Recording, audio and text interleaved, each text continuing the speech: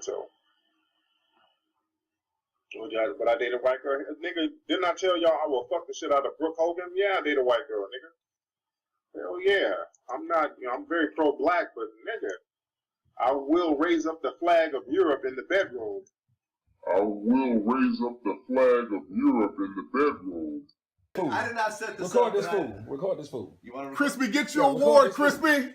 Record this grown ass fool. Now, Crispy, you were giving death threats like you were supposed to kill me and all No, this nigga, shit. you told me I can't come to LA. No, you told me I can't come to LA. Where's the killing? You told me I can't come to LA. Where's the killing, you Crispy? Said I left LA because you was gonna do something to me. But That's where's what the you killing, told me. Crispy? You told me I was gonna come. If I don't come to LA, where's you the gonna killing? do something to me. Where's the I ain't killing, seen it. Crispy? Where's the I killing? ain't seen it. Where's the killing? I ain't seen it. You I'm told giving me you I an can't award, come to Crispy. LA. You Crispy. said I can't come to LA. I keep coming to LA. Crispy, where's the killing? Coming to LA. No, you were supposed to do something Where's to me. the killing, You the though, one my that's nigga? mad. You the one that's mad. I ain't mad at it. I'm trying to give you your coon award. You the one that's mad. I'm trying to give you your coon award. Do your puppet, dog. You the one that's mad. Where's the killing, though, Crispy? You the one said you gonna kill me, nigga. I ain't had to kill you. Anybody want to kill your crispy ball spot having ass bitch? You the one who said here's you your gonna award, kill Crispy. me. Here's You the your one who award. said you was gonna kill me. Here's your award, Crispy. You the one who said you was gonna kill me. Where's the killing, player? How you gonna offer to kill somebody and then ask me what a killing is? Wait, you got a video talking about you were gonna kill me. No, you said you was gonna take all my shit. And I said, Hidden anybody that Color takes all my Store shit. available right now, family. And why you covering up your bald spot, player? Let people see. Let your scalp breathe, my nigga. I ain't got time to argue with this. All right, I'm gonna leave your award right here, Crispy, along with your tap shoes. All right, you can leave it with your white wife. There you go. All right, Crispy. All right. There you go. All right, Vlad. With your white wife. My man. Y'all have a good one, Vlad. All right. All right. You're a cute sister. People tend to be comfortable with folks that they know, but when it comes to white and black, the white and black issue, most black Americans are racist and resentful of white Americans, and so they don't feel comfortable around white Americans. And instead of facing their racism, they say, well, it's the white man. White people are racist toward us. And white folks are fed up. They are afraid to speak up for fear of being called racist. They are now afraid to hang around with black Americans because of the fear of saying the wrong thing. So you're telling me these kids at this school, in this racially diverse city, are all racist? I'm not saying, or just the black kids? I'm not saying that they all are, but I am saying that most blacks are today, and we haven't dealt with the issue of racism from black Americans toward white folks, because blacks have been told that they can't be a racist by their quote-unquote leaders, and so racism within the hearts and minds of black folks concerning white Americans. My name's Raheem Flowers, and I just got through watching Jesse Lee Peterson interview Tariq Nasheed the other day, and I want to say something about it, give my own assessment and whatnot. And I'll be honest, since this is their second time interviewing each other, based off of the dialogue that they had, I gotta admit that they do have an interesting dynamic. To me, it's almost parallel to DJ Academics and Joe Buttons. Except the fact that Joe is not a liar like Tariq Nasheed, even though he's a cokehead and he's done simpish things. But I just want to get down to the nitty gritty. Both of these Negroes are a bunch of coons. I would like to call them TyCOONs, because Tariq is just making money off of victimhood from black people. And I like the fact that Jesse Lee Peterson pointed out the fact that, is white supremacy holding you back? And is it stopping you from success? And all he did is give an indirect answer by saying it can, doesn't. He just kept saying it can, and had the nerve to say how Jesse Lee Peterson was deflecting. How funny is that, Tariq? In addition to that, I do have a gripe with what Jesse Lee Peterson did as well, and that was oversimplifying and a lack of context, of contextualizing what transpired in history, because he made it seem like it was a utopia that black people just lived in during the 1900s and whatnot. It was still a dystopia. Black folks were still getting lynched. There was still an overt racism and systematic was at an all-time high. Don't get me wrong, when I say things about black people, and anytime that I speak about the past and being retrospective and whatnot, I'm just saying that black people had more productivity, more unity back then. But then you had some people, enemies within, so to speak, the coons, as Tariq likes to call them, and the Sambos, who wanted to just be by white people's sides. Yup. You had the double agents. You had white people. So it was a multitude of things. Black women, align themselves with the feminist, white daddy-ass government.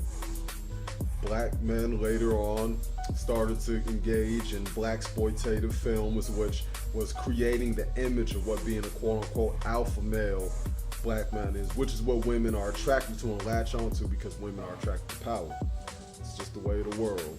It's a universal law, honestly. But, you know, this is how I would ask Tariq the question. Or not even ask, I would give a retort. If white supremacy can hold you back, and it's this thing, Tariq said that black people are collectively stupider, white people collectively are smarter than black people. Even smarter than him because he can't figure out how to bring about this justice of white supremacy. It's all good. I think to myself, this guy is the #1 selling independent documentary. He prides himself on this. White supremacy is the big bad wolf that nobody wants to dare challenge, except for him. He's this crusader for justice against the system.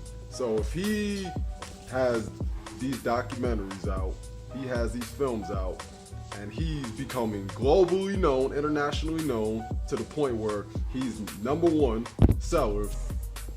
He's exposing, he's giving the game away. Why would they let you strive and prosper? Why do you insist on living in the hills of California with white people if you don't like being around anybody who is in an atmosphere of white supremacists? Because only rich white people would be in that type of atmosphere, that type of environment, you know? Doesn't add up. And then he had the nerve to say how, you know, he was going for them biscuits. You know, Jesse Lee Peterson, and he's overselling. Okay, so Tariq, if Jesse Lee Peterson is, by your admission, like a double agent for white supremacy, and he's just playing the coon role and getting his money, why would you fuck that up for him? Doesn't that seem like some paradoxically coon shit to do? Yeah. I mean, damn. I mean, see, the thing with Jesse, it's hard to tell if he's just that oblivious, that naive, or he's trolling you. I think that he is overly optimistic and he oversimplifies the fuck out of history, especially what goes on with black people. You know, he regurgitates that whole conservatism, that rhetoric and shit. But he knows what to ask of people. And he did it with Tariq. He had Tariq stumbling, and he got to the point where Tariq couldn't even answer direct questions. When you're conducting an interview, Jesse, you should have never allowed this Negro to go so far as to be casually texting, calling you a coon, saying that you're deflecting when you are moderating your own content. This is your interview. I understand Tariq could have his opinions and all that, but you can't let that Negro just go off the rail and then give you things like a Coon Train Award. Backhanded compliments that he once said on the Breakfast Club in 2016, how we as black people just take backhanded compliments, but you're the one giving out the backhanded compliments too. I'm on a roll. I'm getting back at your ass, man. You gave that award to him the same way you gave Tommy that award when he was on Vlad TV.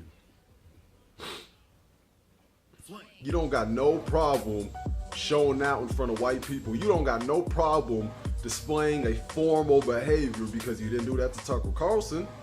Dude, none of them cats on Fox News. Anytime that you've been interviewed by white people, you behave like a well-served Negro. Don't tell me if that's not some coon shit to go by the standards of what white people consider civilized when you're around them, but you act uncivil around your own people. unapologetically. Even if you don't agree with him, that's fine. You could still do it in a very calm, professional manner. You can still go in on him. You don't got to be politically correct. You don't got to be passive aggressive. You don't got to display none of that.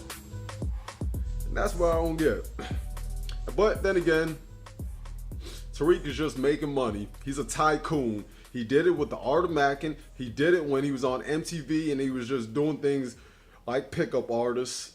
But once race becomes less of a factor in this world, you could bet your money on it Tariq is going to venture on to other things. Because he's a tycoon who just regurgitates Umar Johnson's talking points.